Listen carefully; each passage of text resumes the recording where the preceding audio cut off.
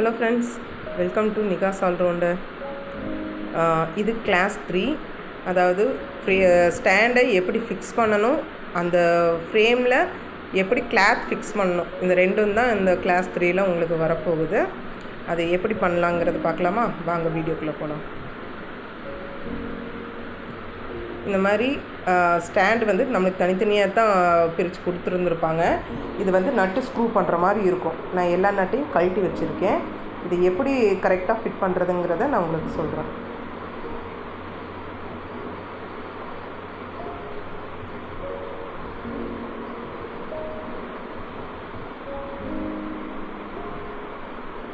உங்கள்கிட்ட cutting plier அந்த மாதிரி இருந்துச்சு அப்படின்னா, அது இருந்துச்சுனாலும், இல்லை வந்து உங்களுக்கு இந்த ஸ்க்ரூ டைட் பண்ணுறதுக்கான ஸ்பேனர் இருந்துச்சுனாலும் நீங்கள் அதை யூஸ் பண்ணிக்கலாம்.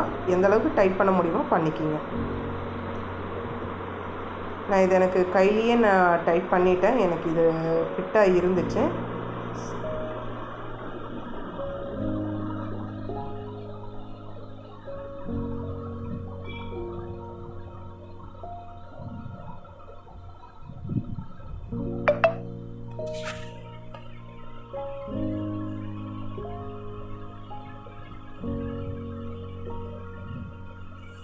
இந்த மாதிரி நல்லா வந்து டைட் பண்ணிக்கோங்க. இந்த மாதிரி ஃபுல்லாக டைட் பண்ணிவிட்டு நீங்கள் கீழே வந்து அந்த சவனாக நிற்க வச்சு பாருங்கள். அது வந்து ஆடக்கூடாது, கரெக்டாக நிற்கணும். அப்போ தான் நம்ம வந்து ஸ்டாண்ட் கரெக்டாக ஃபிக்ஸ் பண்ணியிருக்கோம் அப்படிங்கிறது அர்த்தம்.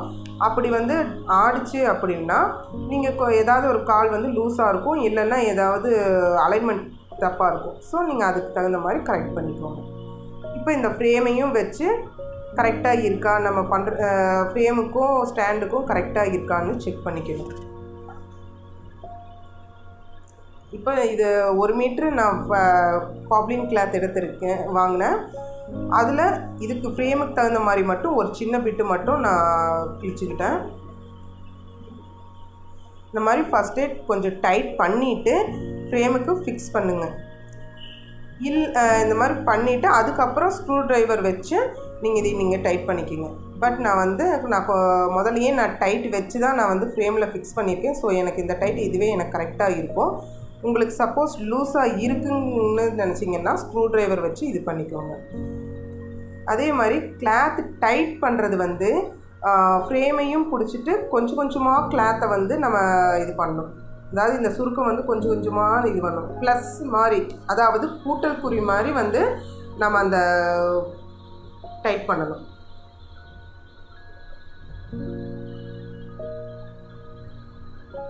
நம்ம சுற்றிலும் வந்து டைட் பண்ணிகிட்டே போயிட்டு இருக்கக்கூடாது.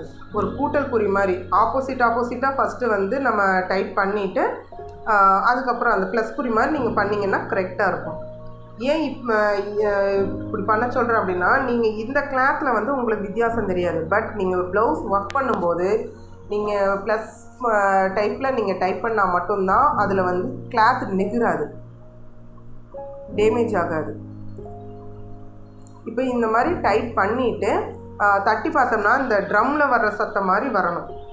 அப்போ தான் நீங்கள் கரெக்டாக ஃபிட் பண்ணி டைட் பண்ணியிருக்கீங்க அப்படிங்கிறது அர்த்தம்.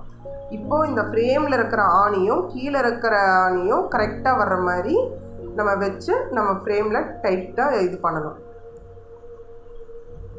நீங்கள் ரெண்டுமே டைட்டாக இருக்குது அப்படிங்கிறத எப்படி தெரிஞ்சுக்கணுன்னா, நீங்கள் ஃப்ரேமை மட்டும் பிடிச்சி தூக்கும்போது ஸ்டாண்டும் சேர்ந்து வரணும். ஸ்டாண்டு கழண்டுட்டு விழுந்துச்சு அப்படின்னா நீங்கள் லூஸாக பண்ணியிருக்கீங்கன்னு அர்த்தம். இந்த மாதிரி என்னோடய அடுத்தடுத்த வீடியோக்காக வெயிட் பண்ணுங்கள். மறக்காமல் சப்ஸ்கிரைப் பண்ணுங்கள். Thanks for watching.